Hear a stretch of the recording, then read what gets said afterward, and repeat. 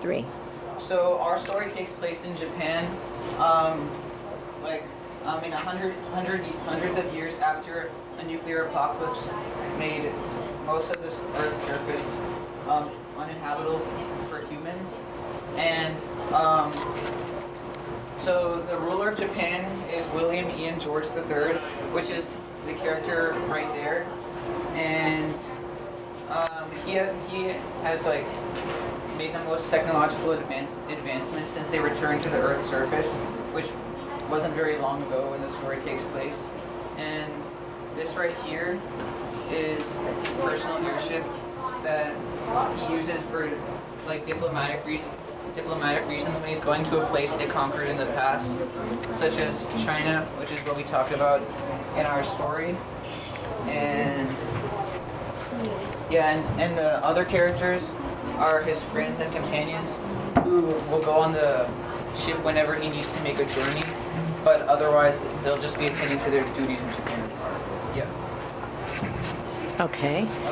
Can you tell me the names of these characters? Alright, so this is Yam. He is kind of like a mercenary, and he works on the ship to help protect the passengers and protect William Ian George III as well. This is a scientist who wears his hazmat suit because he tests radioactive material in the air in certain locations. So when the ship lands, they have to test how much radiation is in the air so they can see if it's safe for the Emperor to be in. So he wears a hazmat suit and he has his gun which detects. And do you have a device that tests the radioactivity or something in the air? We don't have a physical device, but he uses this that's drawn here. And does that have a name? Radiation detector. What was that? Radiation detector. Very good. Mark Okay. V. Mark 5. Yeah. Yes. And Okay. his name is Samuel Tesla after the Nikola Tesla. Oh, very good. And these are our devices. This one is the Boltomatic Mark II. Bolt converter Mark II. Okay. It goes by many names. And it captures lightning. It's placed on the top of the ship, and it captures lightning if they fly through a storm or something. And it's kind of like a backup energy source for their ship. And on the front, you can see some gears turning and a gauge that shows how much energy has been consumed. So yeah. Okay. It's Very good. Okay. And this device is called a biscope, and it's about the size of a couch. And the character would be around this tall, and they look through here, and they could see out. They could scout out wherever they're landing. And for the steampunk part, I glued some gears on here and here, and I also added steam pipes on the top. because it's steam powered. Yeah. And we have the buttons for operation on the back, and then that's the place you look through. Very So, good. yeah. Very good. Now, I think last time we talked about the bottom of it. Oh yeah. And these are some supports I made. I kind of stuck wire through the bottom and I glued it in place. Mm-hmm. And it makes it so it's kind of easier to push around and kind of props it up. And it would be actually on the ship. Yeah, it's kind of to a larger scale than the ship. It wouldn't be this big if it was proportionate to the ship. Right, But it it would could be be- brought out. on right. deck. And- Because it would be able to fit through the door. Yeah. Yeah.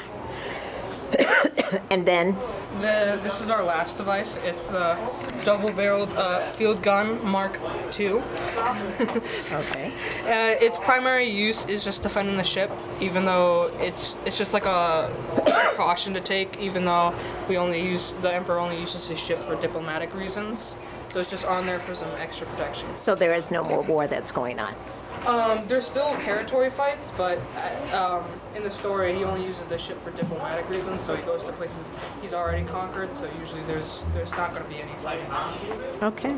Very good. And to add more of a Victorian or 19th century vibe, we added some gears along on our on an airship. And we also added vents, like steampunk vents and propellers on the back.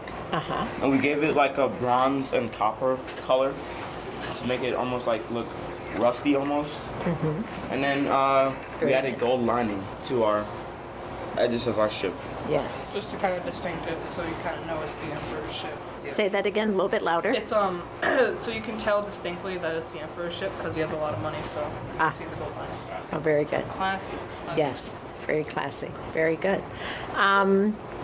As far as the development of everything, I noticed that you guys had to actually do a lot of math, which, why did you feel that was necessary? So when I was designing this the bolt converter, I wanted to make sure my proportions were right, so I know how much cardboard I needed to cut out and what I needed to actually do this. So I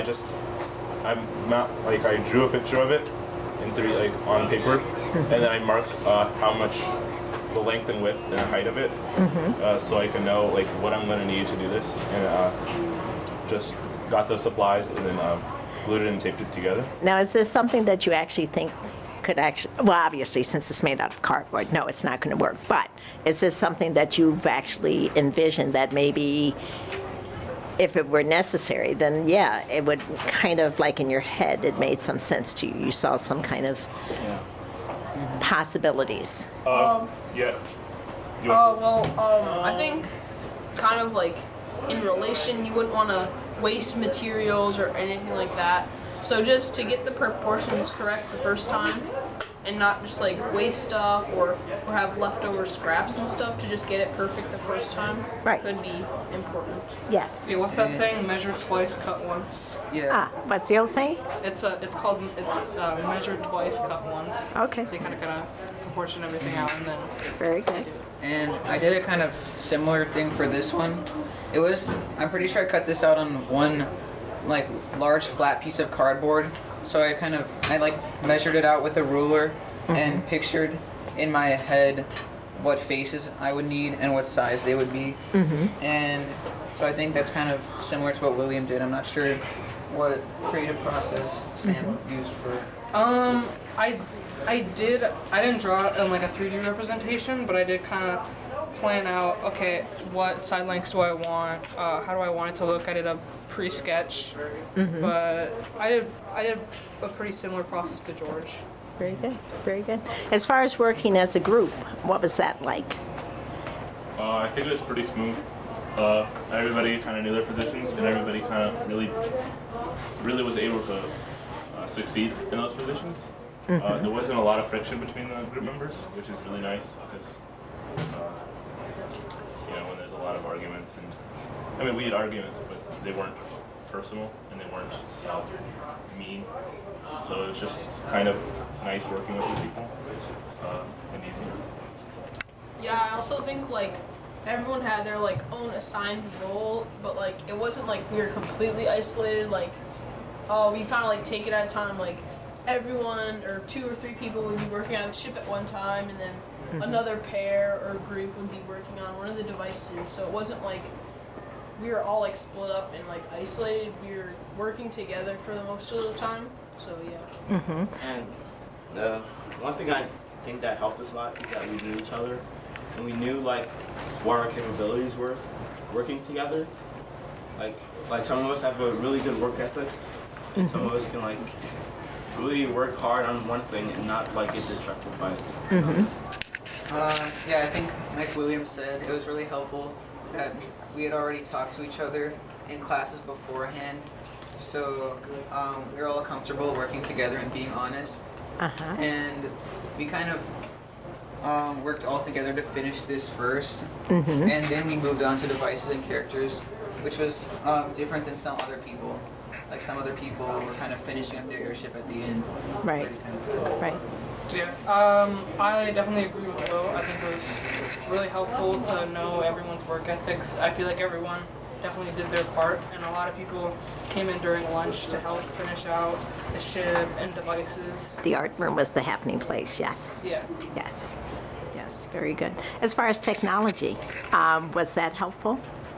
Yeah, well, On my Adobe Spark page, I could like record things a lot. I took a lot of photos and I could like explain like our process on our airship and our process on our characters and devices. So was it helpful having that technology? Yeah. Can you imagine doing this without that technology?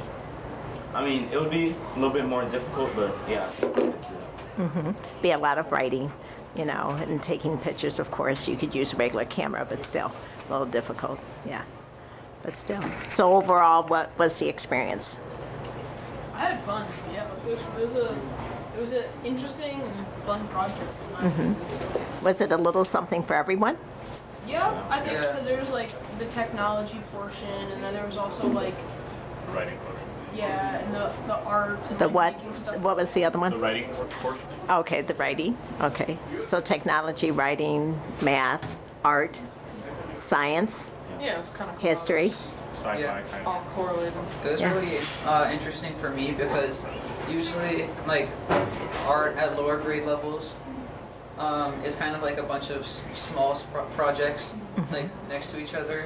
So I think it was kind of fun to do one big group project. And I think one thing I really had fun doing was building, like, a big 3D thing, like the airship, which was kind of interesting. So yeah, I think this was, I think my favorite art class, definitely. Oh, very good. Very good. Yeah. Working at zoo could probably help us like in the future at high school. Tell me a little bit more about that. Like it could help with our chemistry. Has like if we don't know anybody in our group, we could like work together almost. Like find the chemistry that we have together, or like find things that we have in common that can help do. And as far as other classes, once you get into high school, do you see that this might be something helpful? Well, I think it definitely helps with like collaborative skills and like working with other people because at least on this project we all had like a role and we had to do a certain amount of work for everyone else to reach their goal. So I think that kind of applies to like other classes as well. Like I don't know if you have like a math project or something, everyone has to do their part to make the team work well together. Yeah, very good. So team. Go team. Very good. Go art team. Very good. Excellent. Well, thank you guys. That was awesome. Thank you. Attention all sixth grade teachers.